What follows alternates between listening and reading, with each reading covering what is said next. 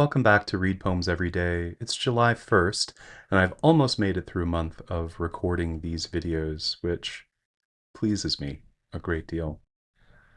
Today we're going to continue our process of slowly getting to know Ruth Awad's beautiful poem, Take Me With You to the Mountains.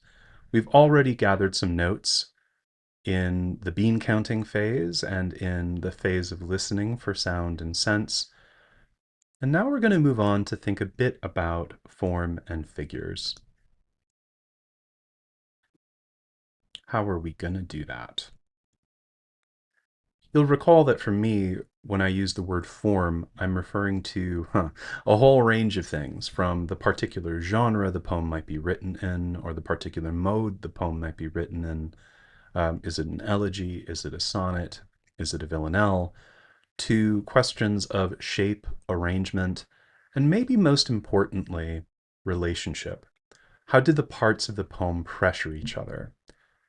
How do they not just work together, but how do they form a relationship of tension, of irony, of paradox? If those of you who have studied new criticism in school, some of that might sound a little familiar to you.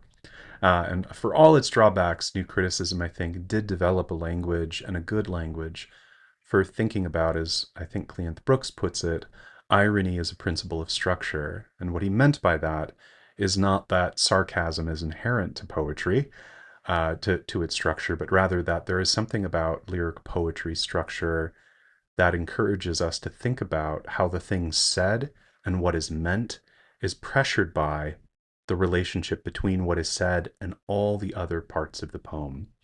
So in that sense, closer, even if you have a short poem, as we've seen in the videos I've recorded so far, you still have a lot of work to do to think about how the pieces not just fit together, but what kind of relationship they are with they what kind of relationship they are in with and among each other, and also the consequences of those relationships.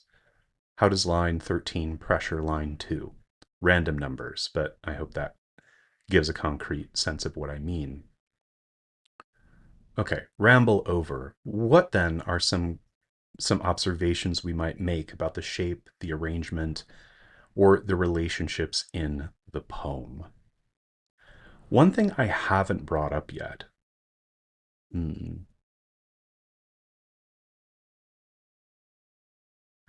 one thing I haven't really brought up yet is the title.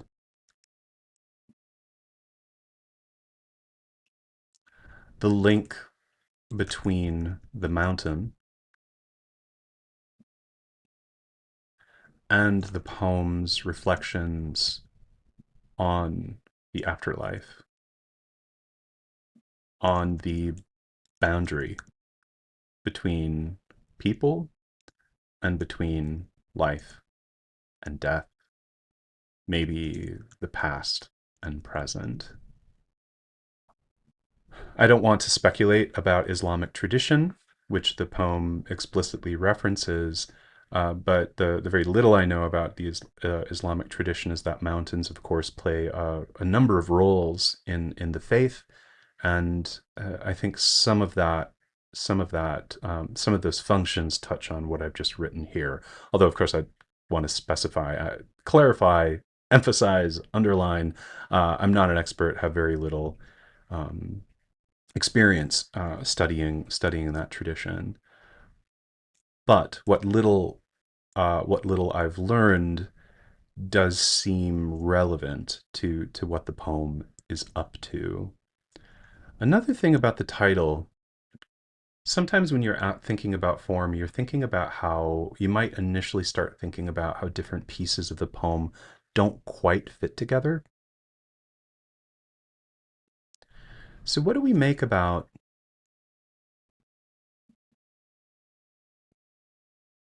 I know I'm not at the step of ideas and questions, and when thinking about form, sometimes you start to trespass a little bit on the next step of reading, but I think that's okay. We're gonna sort of seed some of the questions and ideas we develop in the next section. So what am I doing? What do we make of the relationship between the appeal in the title take me with, and the initial sense of the afterlife as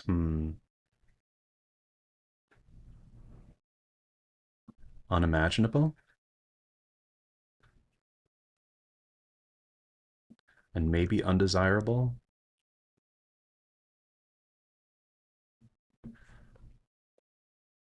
I don't know yet what to make of it. Maybe that's for the next video. But it does seem to me there's some tension between the appeal, the imperative of the title, and some of the reflections about the afterlife and about the dead. Hmm.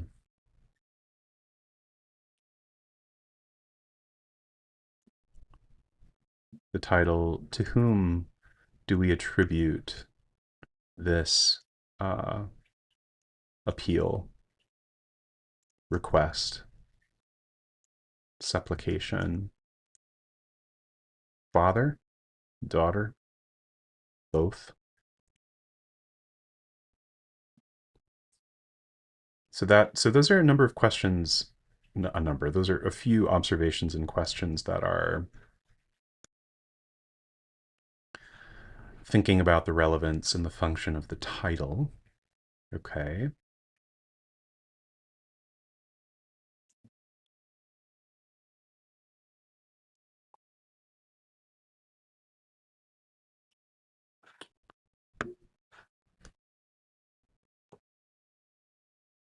What do we make? I mean, there's something too about,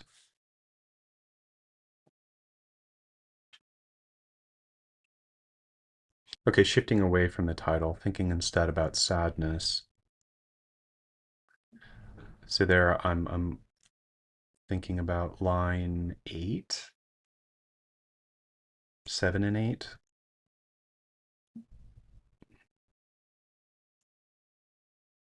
So what we might wonder, what are the sources of sadness in the poem? What are the sources of sadness in the poem? Uh, the speaker says she can't imagine a life without sadness. What else brings you to your knees?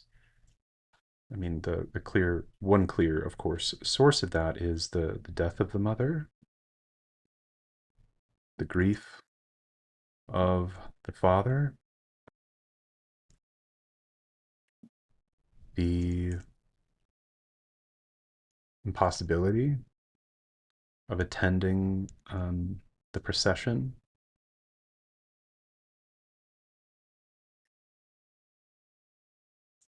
the fact of custom, even though it wasn't so much though even though it wasn't just custom that kept daughters from the procession, there's also the fact of the custom that seems in some sort of tension with what the daughter is wondering um, about the mother and about her desires, about what hurt or didn't hurt her, um,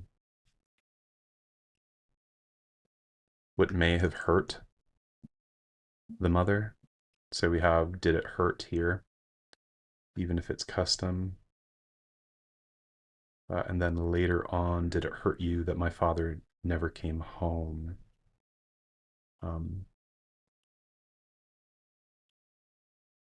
so those possible things. The pandemic, of course, source of sadness, but also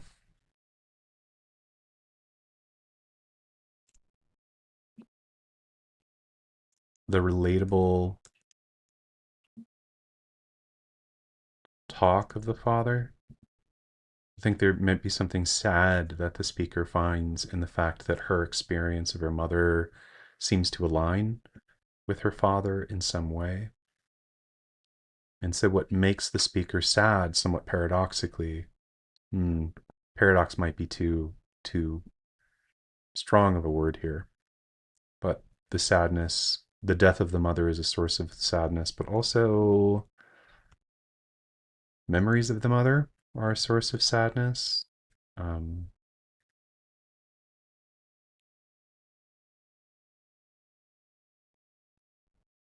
so there's that as well. Okay.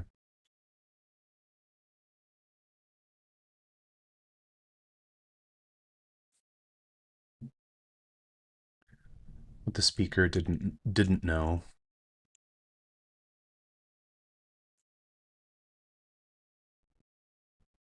And that's in line 40. So no, just by looking through the poem, you start to realize that the poem may be a kind of inventory of that sadness, of that sadness.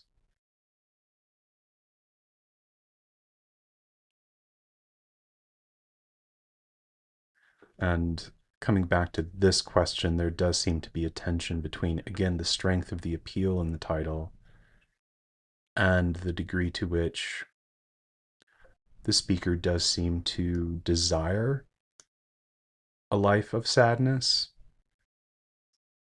I mean, is the impossibility of imagining the same thing, is it linked with desire or not? I'm not sure.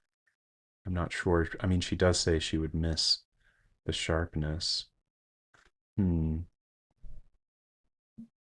What is missed? The sharpness. That's line 10. For the mother. I hope you see what I'm trying to get at, as I'm trying to get into the kind of signifying, how do we put this? The signifying tensions of the poem. And that's where you find the kind of stuff of implication of what isn't said, of meanings that are more complicated than just simply themes that could be identified in a poem. All right. Maybe the last thing I might say, I want to think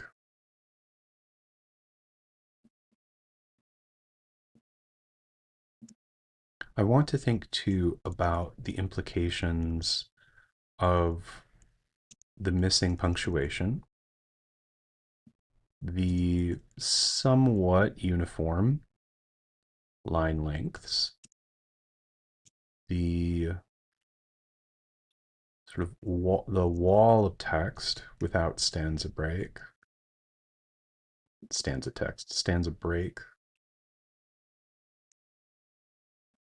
and the observations questions above.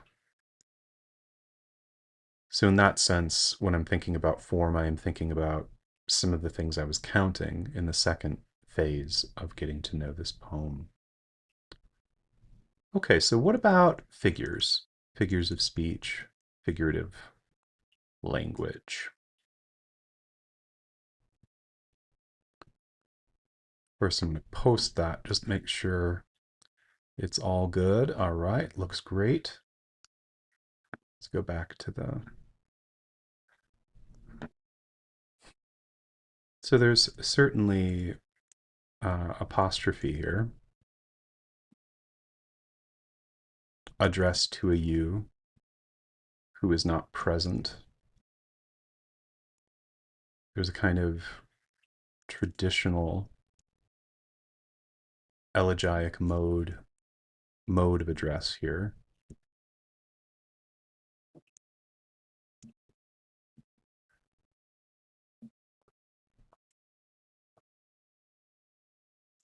What effects does this have? I mean, I asked that because I wonder, in some sense, this is about form. And so form, we might think about elegy and the role that apostrophe plays in elegy. Apostrophe as the kind of power of conjuring, the kind of magic trick that poetry can sometimes pull, of creating the effective presence of something or someone that either isn't there or isn't animate, right, anymore. And in this case, doubly so, the mother, apostrophe conjures the effects of presence despite a number of obstacles to presence. Of course, death being one of them, pandemic, um, the grief of others, memory, sadness, sharpness, maybe. Could be.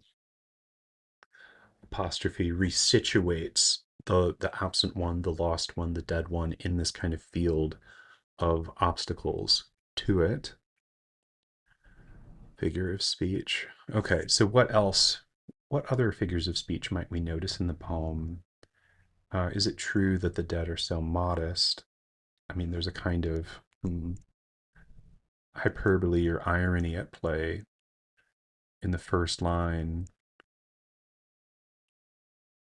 The dead can't be modest, can't be modest, uh, even if we believe in afterlife.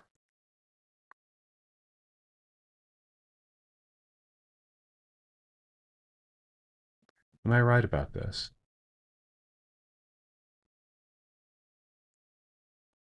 Also, a kind of weirdly personification, treating the dead as if they were living. This, of course, linked to apostrophe as well, the animating power. So you see that even when thinking about figures of speech, those figures are also kind of formally linked, pressuring each other. Formal in the sense of parts being in relation. Hmm.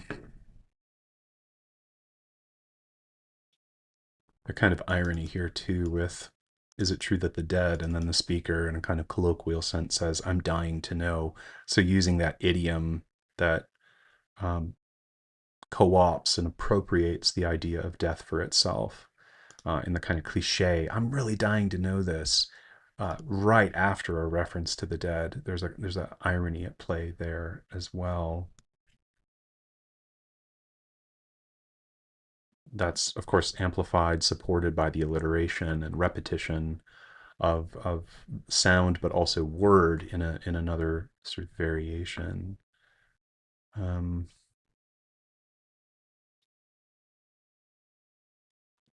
I wonder if there's a kind of metonymy at work here in the sharpness.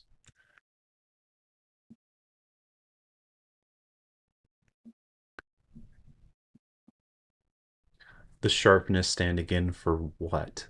I don't know. Another word for sadness? The phenomenal bodily experience of sadness? I mean, I don't know if other people feel deep sadness or grief this way, but it can feel like this just sort of sharpness that folds you into yourself.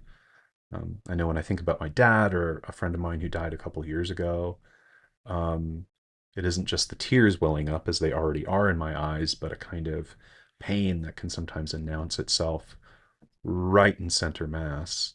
And so I don't know if that's what's being talked about. I have no idea.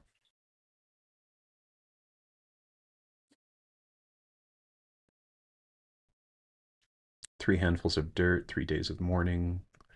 Did you know? Did you know? Sorry, I have a fly who's very suddenly interested in this recording.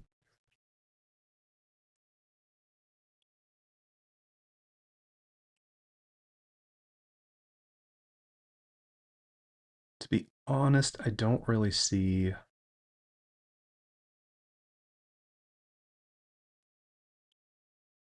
any other figures of speech here, which is interesting. What do we make of the absence of explicit, say, similes or metaphors? Of course, when I, look back at this, I mean, not there might be absence or low frequency of explicit, say, similes or metaphors. And this, but now that I'm saying this, of course, there's a simile in lines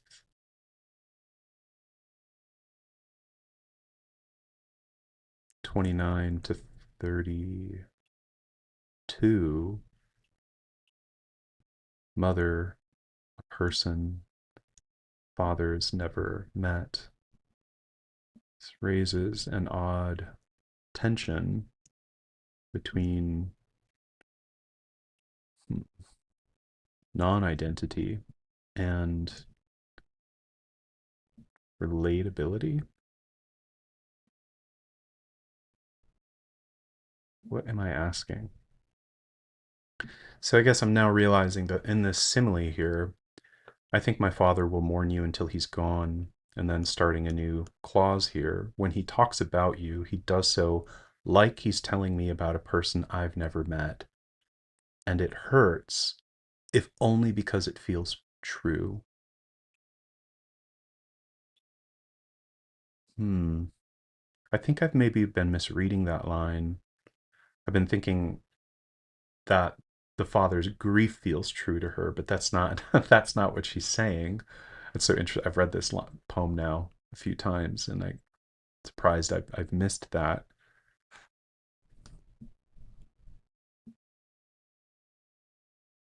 What feels true is that the mother is a person he's never met. The daughter wonders, worries that the mother is a person she has never met. I wonder if that's what's going on there. I think I might have missed that when I was going over the prose sense of the poem. What did I say about that earlier up? Yeah, I didn't get too specific there. Okay. But I mean, it's not a super powerful simile, but it is interesting. It's a somewhat simple one, and yet it does raise a lot of questions about that I think seem relatable if you've lost someone close to you. That there are sort of moments where you worry that maybe you didn't really know that person for as important as they were to you, either because they're a parent or a friend or a lover, who knows what. Um, there's this sudden kind of concern that maybe you didn't know them at all. Okay. All right. Well, that, I mean, again, lots of notes, over 20 minutes now, just thinking about form and figures in the poem. There's probably a lot of other observations and points I could have made here. Uh, Take me with you to the mountains. But I hope you feel, if you've made it through this, that some new concerns, new um, let's call them quite coldly, data points are starting to announce themselves as we spend more time with the poem. And maybe we'll see next time what kind of ideas, what new questions emerge when we come back to the poem, and maybe when we come back to thinking about the questions it asks, and what the relationship between those questions and the title, which is not a question, what that relationship is. All right, thanks for spending more time with me and Awad's poem today, and I look forward to seeing you next time to read more poems, or to read at least the same one again.